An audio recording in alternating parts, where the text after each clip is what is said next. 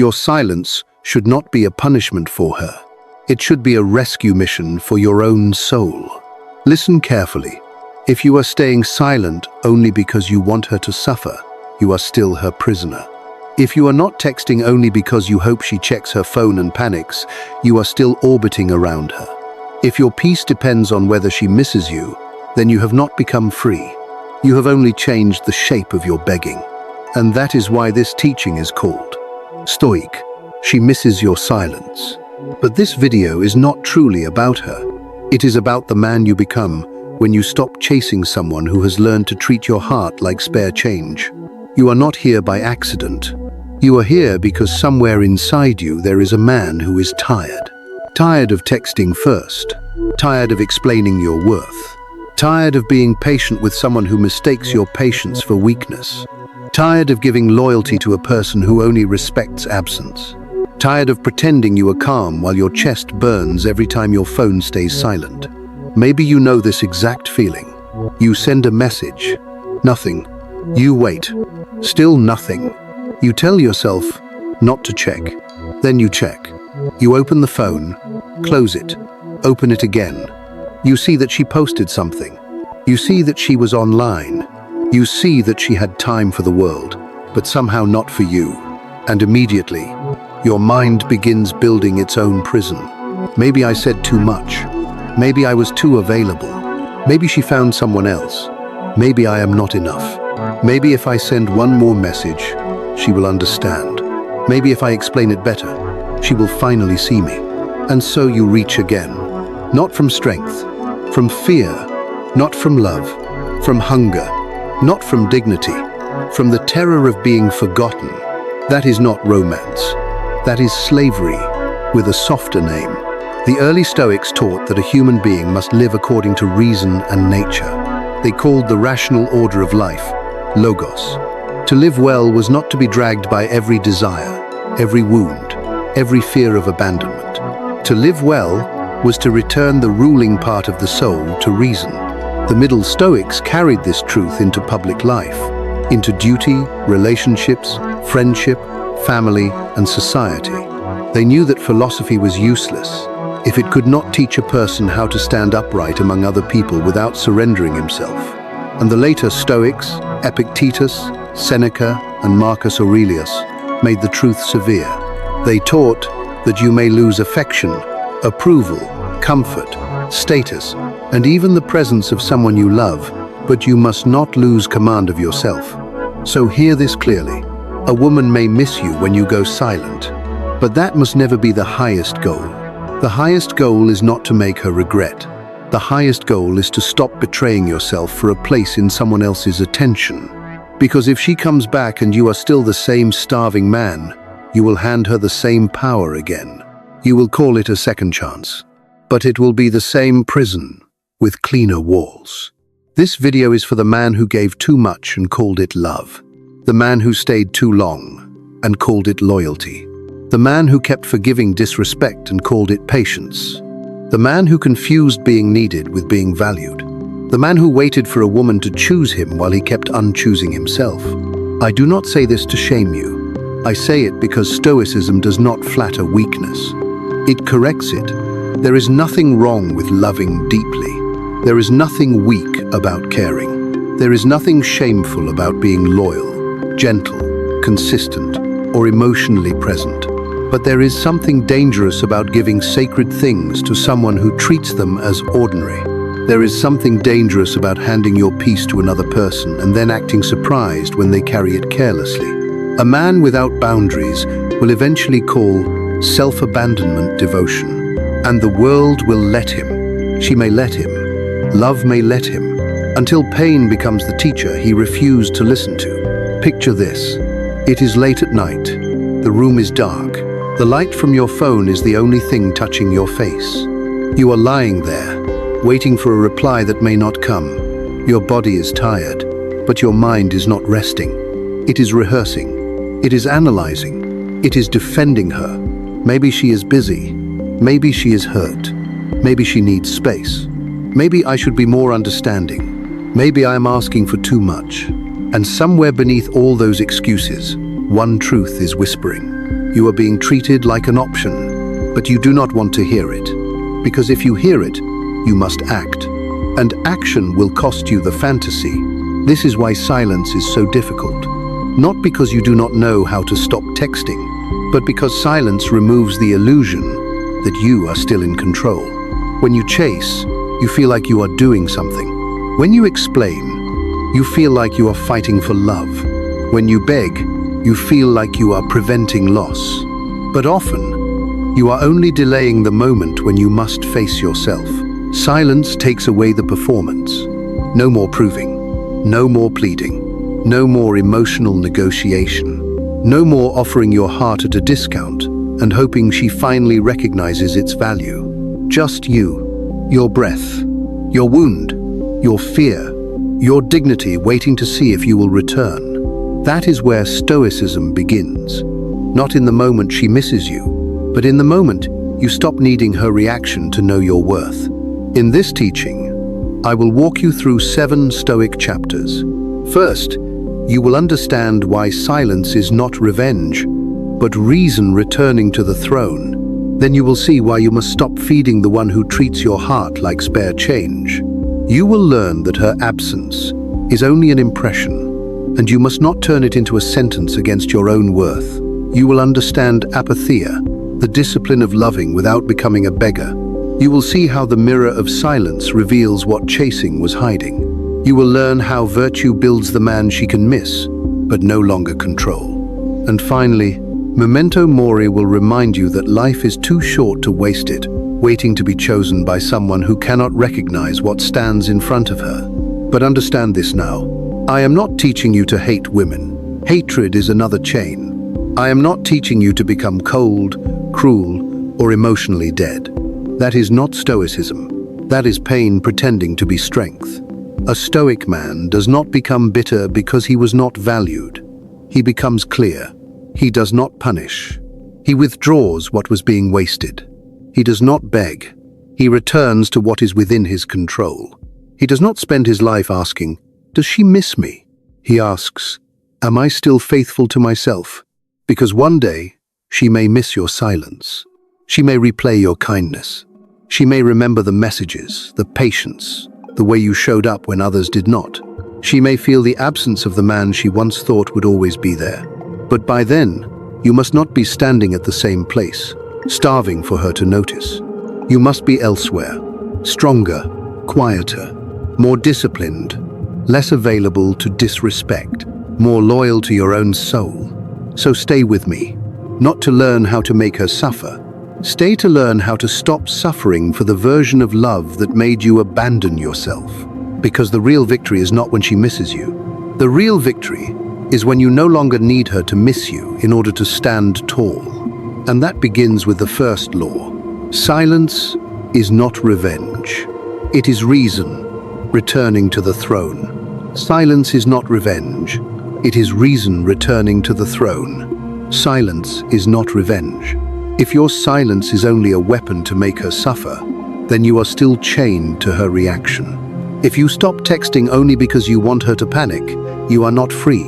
You are still begging. Only now, your begging has become quiet. A Stoic man does not use silence to punish a woman. He uses silence to rescue his own reason. Because when your mind is ruled by the need for her reply, you are no longer standing inside your own life. You are orbiting around her attention. You wake up and check the phone. You tell yourself you will not care. Then 1 hour later, you check again. You see that she was online. You see that she posted. You see that she had time for the world, but not for you. And suddenly, the throne of your mind is no longer occupied by reason. It is occupied by fear. Fear says, send one more message. Fear says, explain yourself better. Fear says, maybe if you prove your love one more time, she will finally understand. But listen carefully.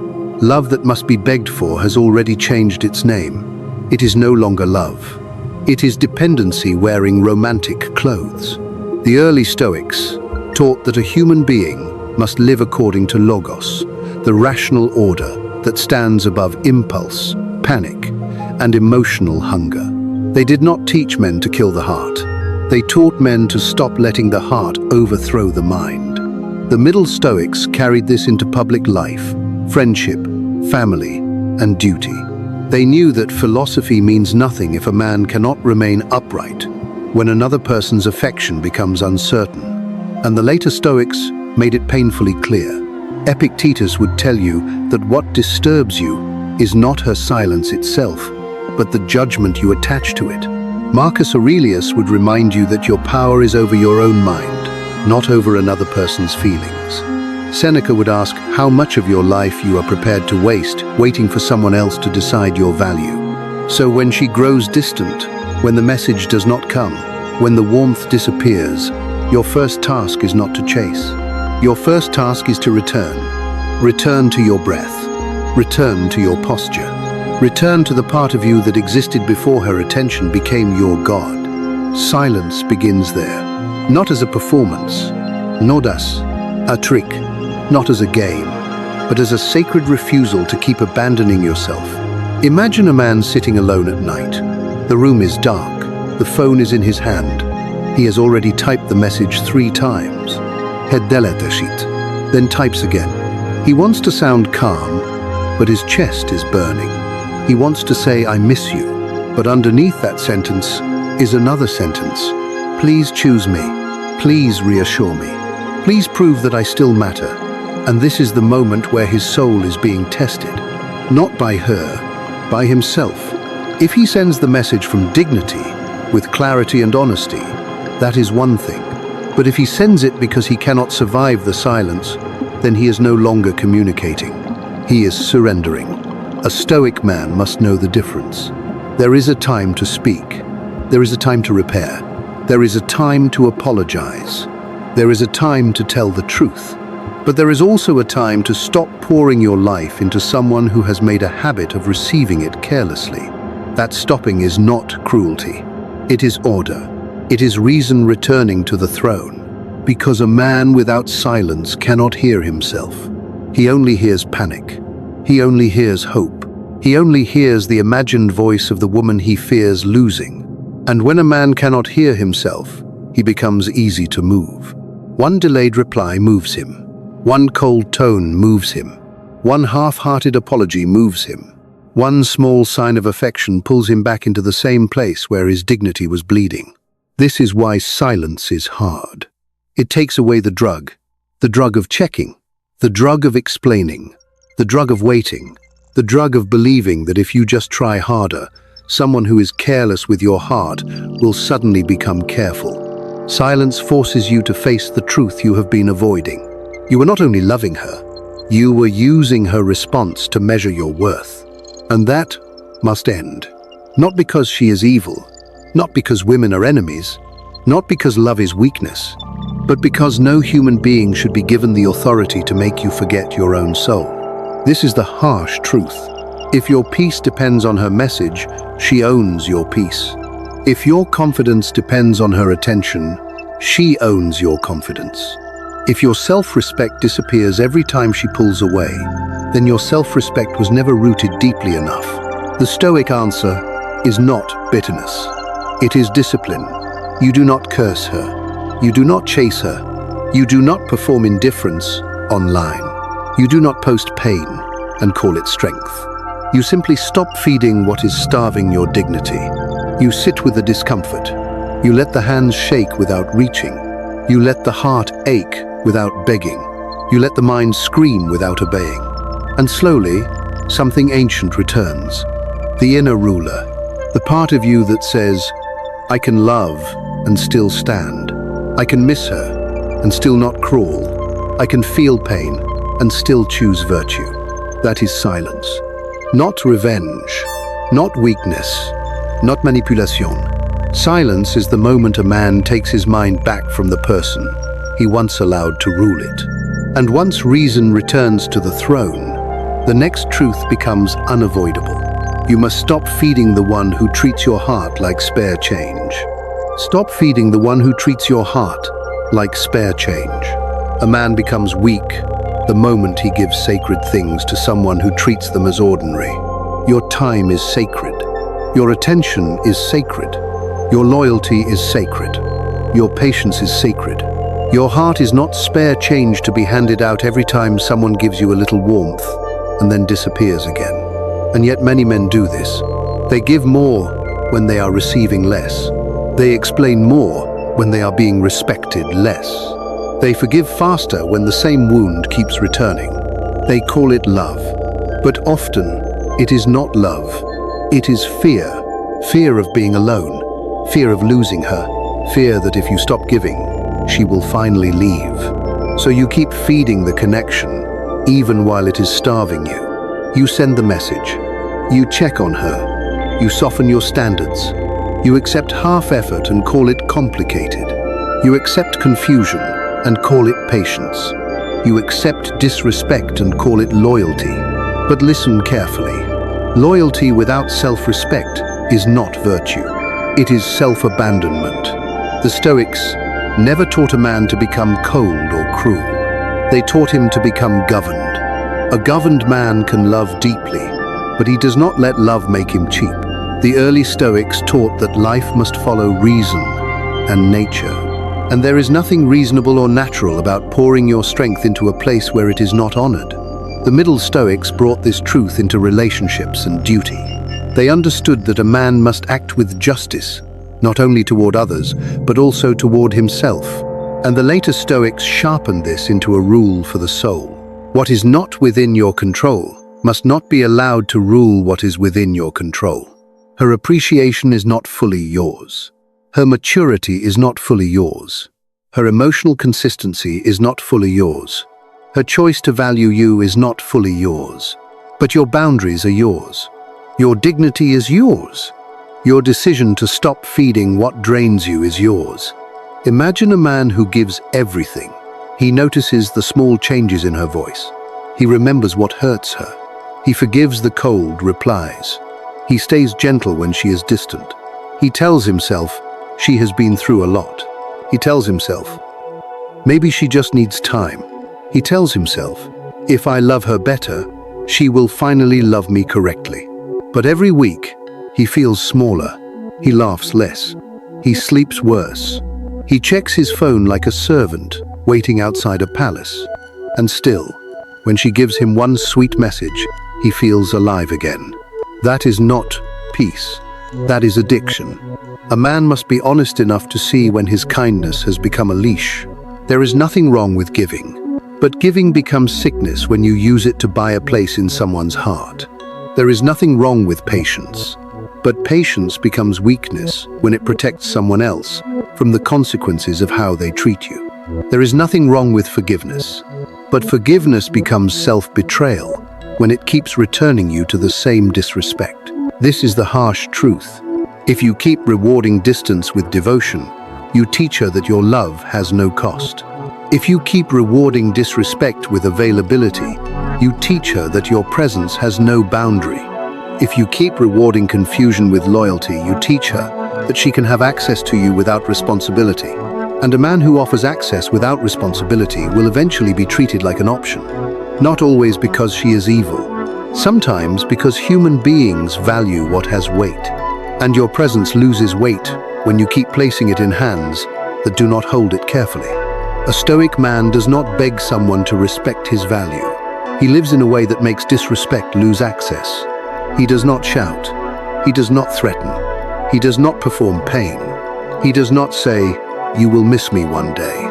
He simply stops placing his heart where it is treated like spare change. That is not punishment. That is order. That is justice. That is self-command. You must understand this. Walking away is not always hatred.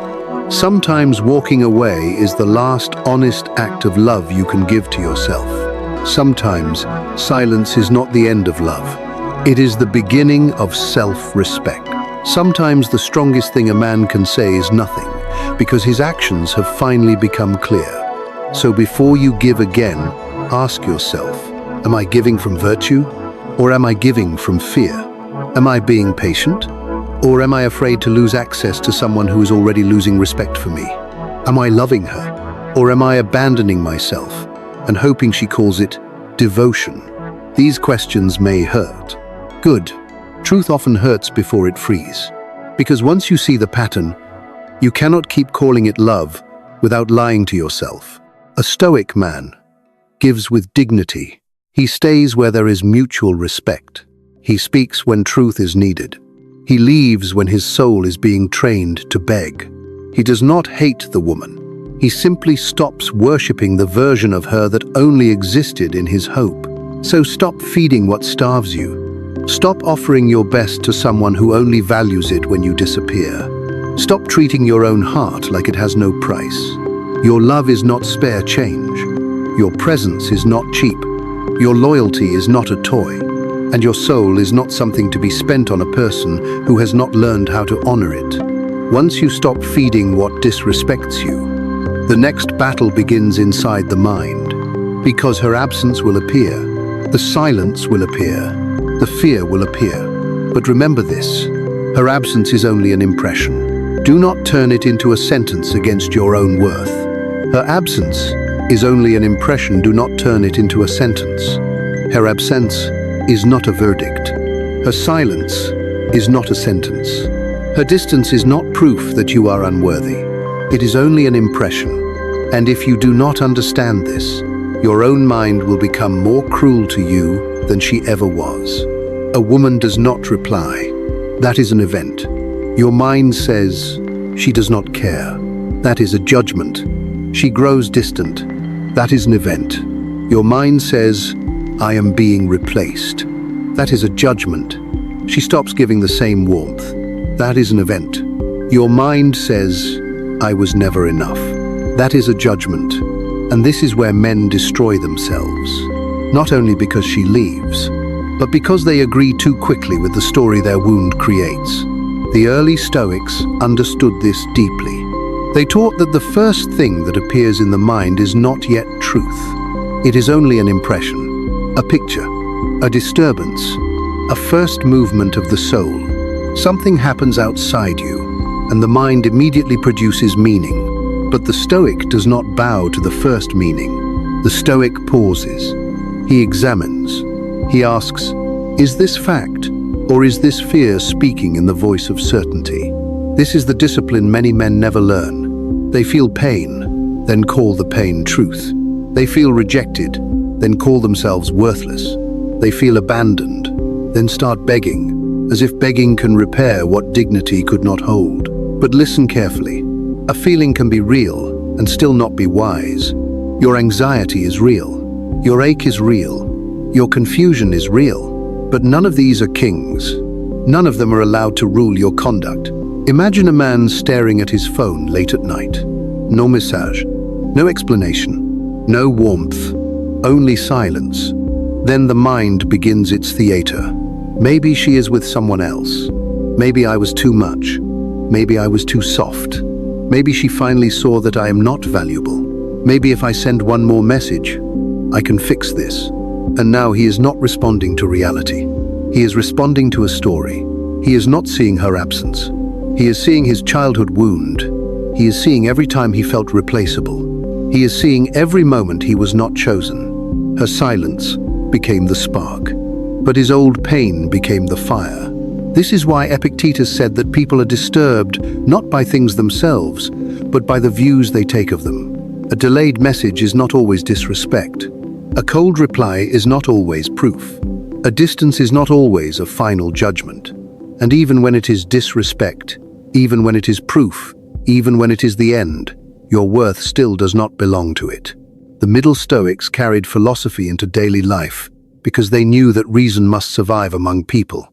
People will be inconsistent. People will misunderstand you. People will give warmth one day and distance the next. People will awaken wounds they did not create. And if your inner life is not governed, every human being you love will become a ruler over you. The Stoic man refuses that, not because he does not love, but because he knows love without reason becomes captivity. So when her absence appears, name it correctly. An impression has appeared, not truth, not fate, not evidence that I am nothing. An impression, then separate the event from the story. The event is, she has not replied. The story is, I am not enough. The event is, she is distant. The story is, I must chase to restore my value. The event is, she may be losing interest. The story is, I must abandon myself to keep her. Do you see the poison? It is not only in what happened, it is in what you added. And what you added is where your freedom can return. Because if your mind can add a sentence, your reason can refuse it. You can say, I do not know yet. You can say, I will not invent pain before truth arrives. You can say, even if this ends, I will not turn loss into self-hatred. You can say, her absence may hurt me, but it will not define me. That is a Stoic sentence. Clean, firm, free. Apatheia begins here, not in having no emotion, but in refusing to be dragged by emotion into conduct you will later be ashamed of. You can miss her and still not chase. You can feel fear and still not beg. You can want clarity and still not surrender your dignity to get it. So practice this. When the silence comes, do not immediately reach outward. Do not run to the phone. Do not send 3 messages trying to repair a wound that may exist only in your interpretation. Sit still. Breathe. Ask yourself, what do I know? What am I assuming? What is within my control? What action would preserve my character? Sometimes the answer will be to speak honestly. Sometimes it will be to wait. Sometimes it will be to walk away. But the answer must come from reason, not panic. This is the harsh truth. Many men do not lose women because they care too much. They lose themselves because they believe every fear that rises when care becomes uncertain. They turn absence into rejection, rejection into worthlessness, worthlessness into begging, begging into resentment, and then they call the whole thing love. No, love does not require you to sentence yourself to humiliation every time someone pulls away. A Stoic man does not let another person's silence become the judge of his soul. He feels the absence. He studies the impression. He refuses the false sentence. And he returns to what is his judgment, his posture, his words, his boundaries, his dignity. So when she is absent, remember this.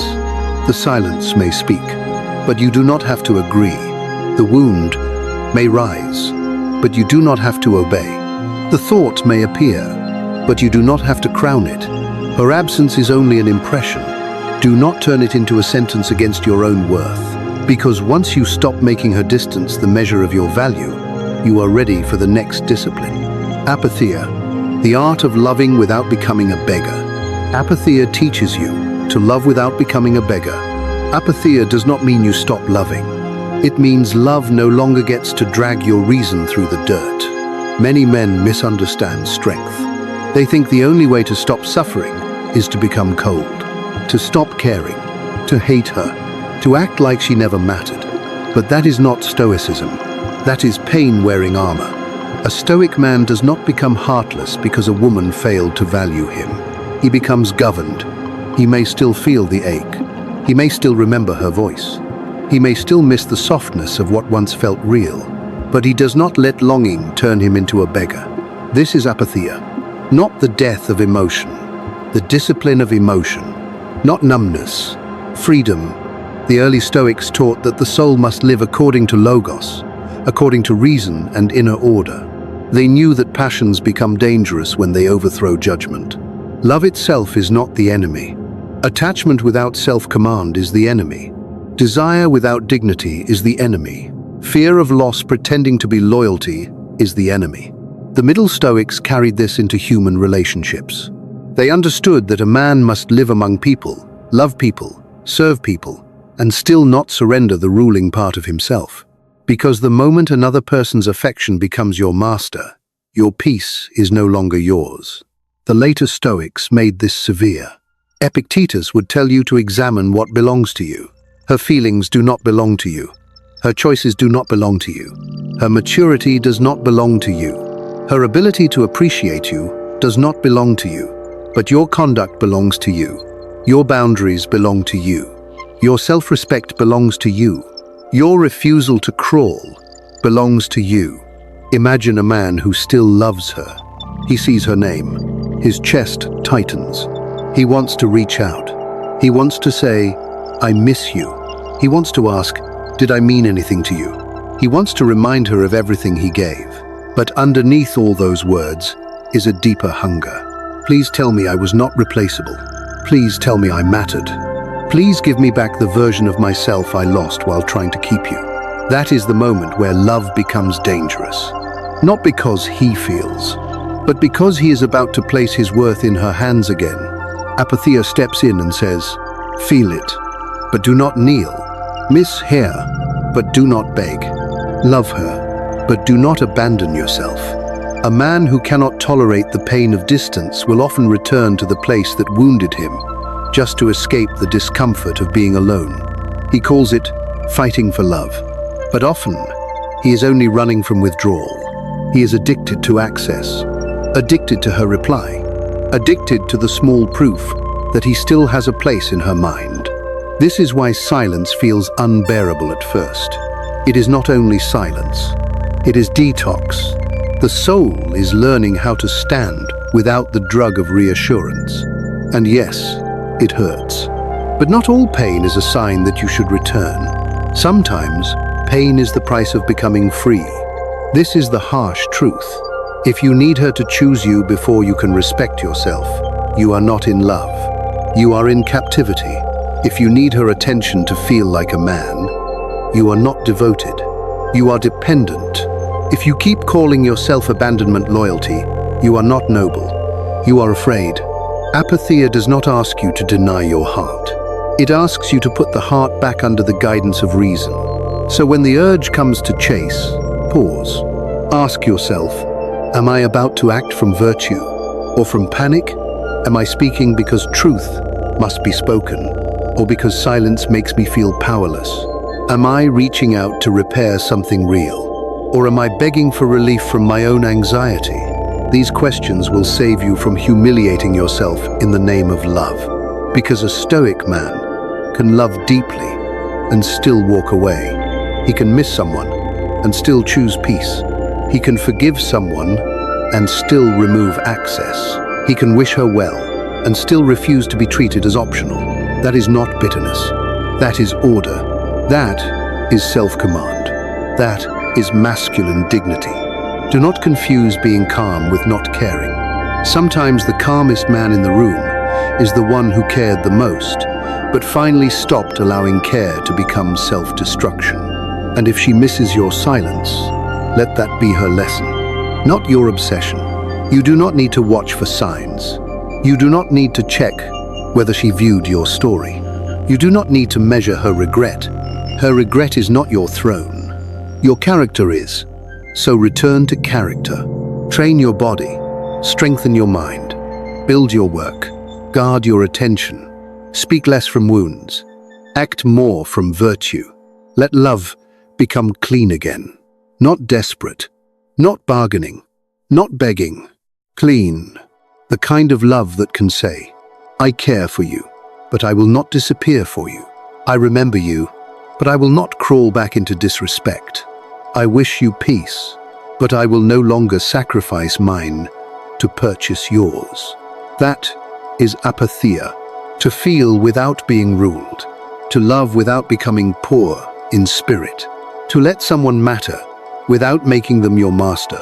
And once you learn this, silence becomes more than absence. It becomes a mirror showing you what all that chasing was hiding. The mirror of silence reveals what chasing was hiding. Silence is a mirror, and most men fear it because it does not only reveal her, it reveals you. When you were chasing, you thought you were seeing love clearly. But often, chasing creates smoke. It makes you busy. It gives your panic something to do. It lets you believe that if you keep reaching, explaining, apologizing, waiting, proving, and forgiving, then maybe the pain will finally turn into peace. But silence removes that illusion. No more messages, no more explanations, no more emotional bargaining, no more trying to squeeze warmth out of someone who has already made you feel cold. Now there is only space. And in that space, the truth begins to speak. You see how much of your kindness was really fear.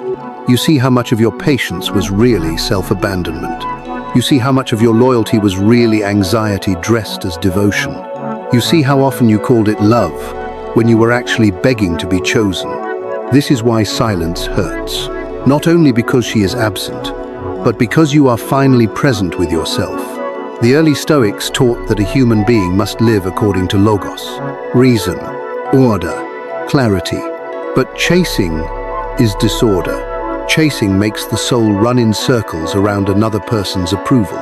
Chasing turns affection into a courtroom where you keep trying to defend your worth. Chasing makes a man forget the one question philosophy demands. What is truly within my control? Her reply is not fully yours. Her regret is not fully yours. Her desire to return is not fully yours. Her ability to value you is not fully yours. But your attention is yours. Your boundaries are yours. Your conduct is yours. Your refusal to keep humiliating yourself is yours. The Middle Stoics understood that philosophy must live inside relationships, not outside them. It is easy to speak of dignity when no one has touched your wound. It is easy to speak of self-command when your heart is not waiting for one person's message. But when she goes silent, when she becomes cold, when she gives just enough warmth to keep you hoping, but not enough respect to let you rest, that is when your philosophy becomes real. A man may say he values himself, but silence reveals whether he actually does. Imagine a man who finally stops reaching out. At first, he tells himself it is for her. Let her feel my absence. Let her wonder where I went. Let her miss what she lost. But after a few days, something unexpected happens. The silence begins working on him. He notices how many times his hand reaches for the phone. He notices how his mood changes based on whether her name appears. He notices how much of his day was built around waiting. He notices that he was not just loving her, he was outsourcing his peace to her. And that realization is painful, but it is also the beginning of freedom. Because what you can see, you can correct. What remains hidden keeps ruling you. This is the mercy of silence. It exposes the places where you abandoned yourself, not to shame you, to return you. The later Stoics would tell you not to waste this moment. Epictetus would say, look at what is yours and what is not. Marcus Aurelius would tell you to return to the ruling faculty within. Seneca would remind you that life is too short to spend it begging for emotional crumbs. So when silence reveals your wounds, do not run from them. Do not rush back to the person just because self-awareness feels uncomfortable. Do not break the silence because the mirror became too honest. Sit with it. Ask yourself, why did I need her reply so badly? What part of me believed distance meant I was worthless? Why did I keep giving to someone who did not meet me with the same care? What pain was I trying to heal through her approval? These questions are not easy, but they are clean, and a clean wound can heal. A hidden wound keeps choosing the same people. This is the harsh truth. If you do not understand why you chased, you will chase again. Maybe not her, maybe the next woman, maybe the next person who gives you inconsistent affection. Maybe the next relationship where your nervous system confuses anxiety with chemistry. That is why the mirror matters. Silence is not only about making her miss you, it is about making you finally meet yourself. And when you meet yourself honestly, something changes. You stop romanticizing disrespect. You stop calling inconsistency mystery. You stop confusing emotional chaos with passion. You stop believing that being chosen by a careless person will repair the places where you once felt unwanted. You begin to see love differently. Love is not supposed to make you disappear. Love is not supposed to turn your dignity into a bargaining chip. Love is not supposed to require you to audition every day for basic respect. A Stoic man does not demand perfection from another human being. He knows people are wounded. He knows people are inconsistent. He knows love requires patience. But he also knows that patience without boundaries becomes slavery. And once silence has shown him the truth, he cannot go back to blindness and call it hope. So let the silence work. Let it reveal her pattern. Let it reveal your pattern. Let it reveal what was real, what was fantasy, what was love, and what was fear. Do not fear the emptiness. Inside that emptiness, reason is returning. Inside that emptiness, dignity is standing up. Inside that emptiness, the man who kept begging begins to die, and the man who can love without losing himself begins to rise. That is why silence is powerful. Not because it controls her, but because it clarifies you. And once you are clarified, you can no longer be controlled in the same way. That is when virtue begins its work, because the next version of you must not be built for revenge. It must be built so deeply that she may miss you, but she can no longer control you. Virtue builds the man she can miss but no longer control. Do not rebuild yourself to make her regret losing you. That is still slavery. If your discipline is only a performance for her eyes, then she still owns the stage. If your growth exists only so she will look back and suffer, then your future is still chained to her reaction. A Stoic man does not become stronger for revenge. He becomes stronger because weakness has cost him enough. He builds not to be missed. He builds because he finally remembers that his life belongs to him. This is where virtue begins. Not in looking cold, not in acting unbothered, not in pretending you never cared. Virtue begins when you choose to live rightly even while your heart is wounded. The early Stoics taught that the highest good is not pleasure, not attention, not romance, not being chosen. The highest good is virtue, wisdom, courage, justice, self-control. A man without these may be desired for a moment, but he cannot be respected deeply. And more importantly, he cannot respect himself. The Middle Stoics brought this into daily life. They understood that philosophy must shape how a man works, speaks, loves, leaves, forgives, and sets boundaries. A man is not Stoic because he has no feelings. He is Stoic because his feelings no longer make decisions that destroy his dignity. The later Stoics made this severe. Marcus Aurelius would not ask, "Does she miss me?" He would ask, "Am I acting according to my nature as a rational man?" Epictetus would not ask, "How do I make her regret?" He would ask, "What is mine to control now?" Seneca would not ask, "How do I win her back?" He would ask, "How much life have I already wasted waiting to be valued by someone else?" This is the correction. Your next version must not be built as a message to her. It must be built as a duty to yourself. Train your body, because your body is the house of your discipline. Strengthen your mind, because your mind must stop becoming a slave to every absence. Build your work, because purpose gives a man weight. Guard your words, because a man who speaks from wounds becomes easy to regret. Protect your attention, because what you feed becomes your master. And above all, build boundaries, because a man without boundaries is a city without walls.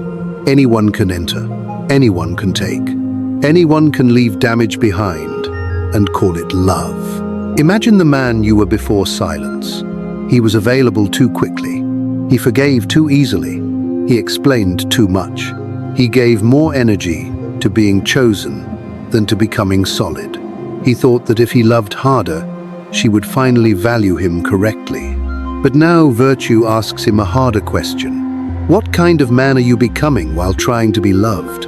Are you becoming more honest, or more desperate, more peaceful, or more anxious, more disciplined, or more dependent, more noble, or more resentful? These questions are not soft, but they are necessary, because love should not make a man smaller in his own eyes.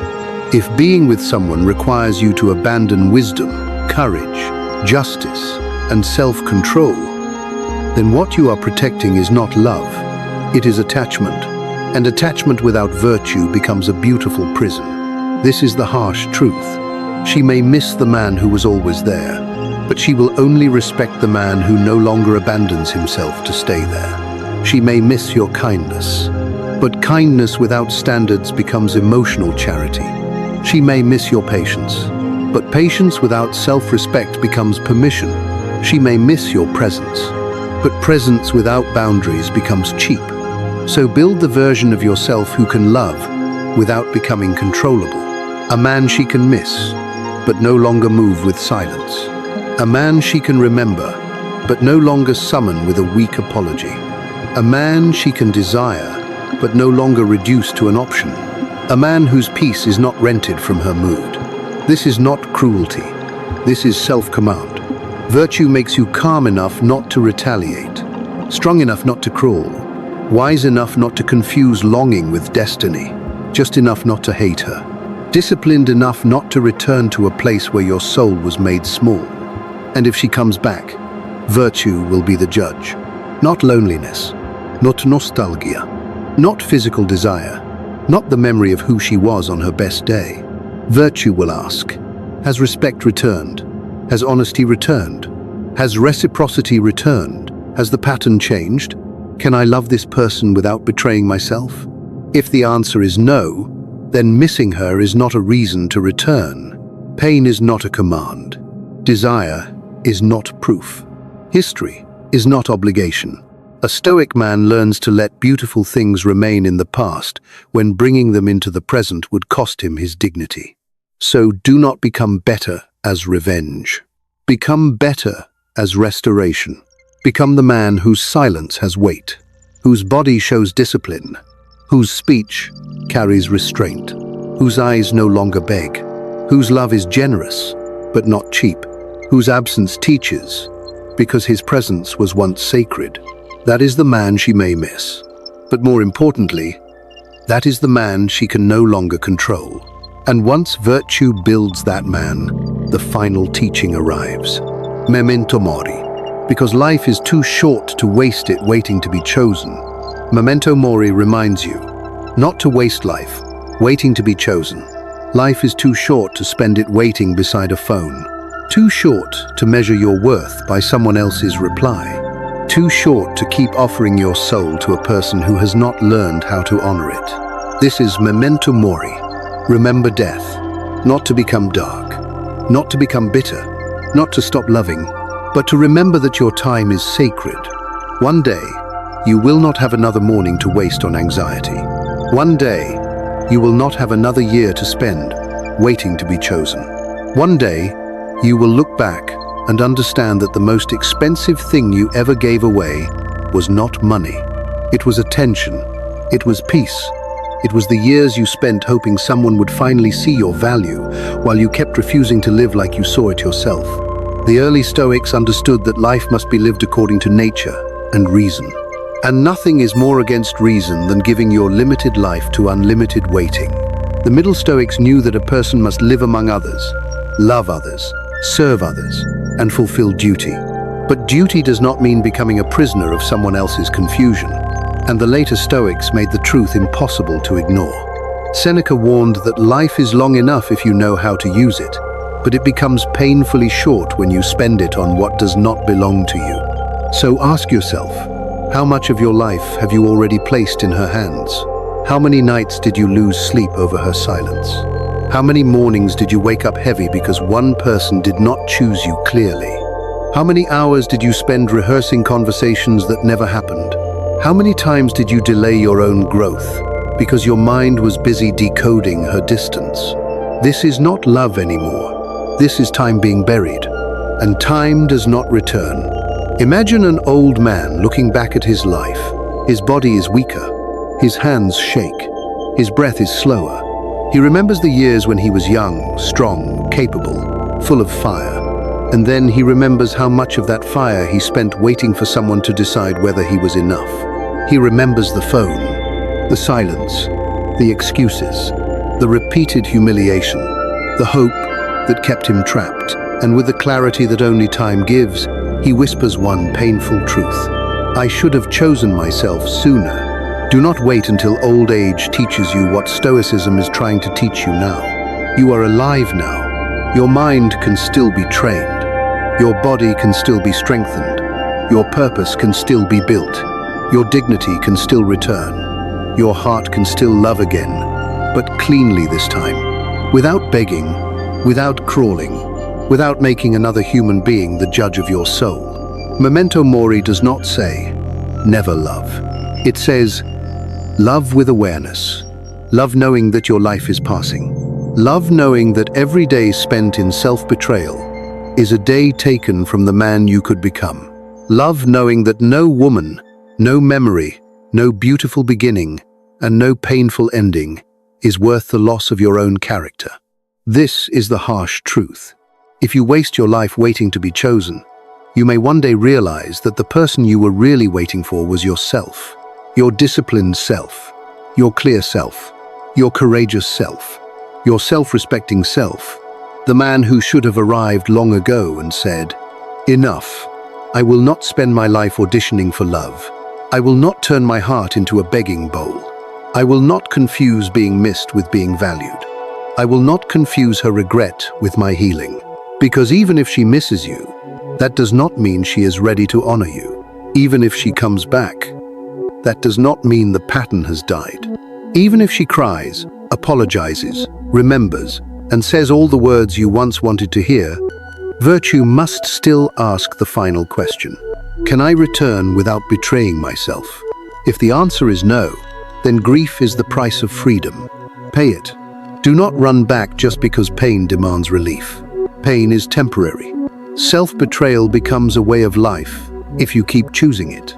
So let Memento Mori sharpen you. Let death remind you that you do not have endless years to be an option. You do not have endless strength to pour into someone who gives little back. You do not have endless mornings to wake up wondering whether today she will finally become clear. Your life is not a waiting room. Your soul is not a chair beside someone else's uncertainty. Stand up. Return to what is yours. Your breath, your body, your work, your friends, your discipline, your prayer, your silence, your future, your character. A Stoic man does not hate the woman who failed to value him. He simply refuses to die slowly trying to make her see. He blesses what was real. He releases what was not. He carries the lesson. He keeps his dignity, and he walks forward while there is still life left to live. So when the urge comes to wait, remember, you will die one day. And before that day comes, you must live as a man who did not abandon himself for someone else's uncertainty. If she misses your silence, let her. If she remembers your love, let her. If she regrets losing access to you, let her. But do not make her regret your resurrection. Your resurrection belongs to you. The real victory is not that she misses you. The real victory is that you are no longer waiting to be chosen. You have chosen yourself. The real victory is not that she misses you. The real victory is that you no longer need her to miss you. A weaker man waits for regret. A stronger man returns to himself. Because her silence was never the final judge of your worth. Her distance was never the measure of your value. Her regret was never the throne you were meant to sit beside. You were not born to spend your life decoding someone else's confusion. You were not born to keep offering your heart to a place where it is handled carelessly. You were not born to become a beggar at the gates of love. You were born to govern yourself, to stand upright, to love with dignity, to feel pain without becoming its servant, to miss someone without crawling back into disrespect. That is Stoicism. Not hatred, not revenge, not emotional death, but order inside the soul. Apatheia teaches you to feel without being ruled. Virtue teaches you to love without becoming cheap. Memento Mori teaches you that life is too short to wait endlessly for someone to choose you clearly. So let her miss your silence if she must. Let her remember your patience. Let her feel the absence of the man she once thought would always be there. But do not build your life around that moment. Build your life around character, around discipline, around peace, around the man you become when no one is watching, no one is clapping, and no one is promising to return. If she comes back, let virtue decide. Not loneliness, not nostalgia, not desire, not the wound that wants relief. Ask only this: can I return without betraying myself? If the answer is no, then keep walking, quietly, clearly, without hatred, without begging, without looking back every few steps to see if she finally understands. Because the highest form of silence is not the silence that makes her regret. It is the silence that proves you have returned to yourself. So leave this teaching with one law in your chest. I can love deeply. I can lose painfully. I can remember honestly, but I will not abandon myself to be chosen. That is the man she may miss. But more importantly, that is the man who is finally free.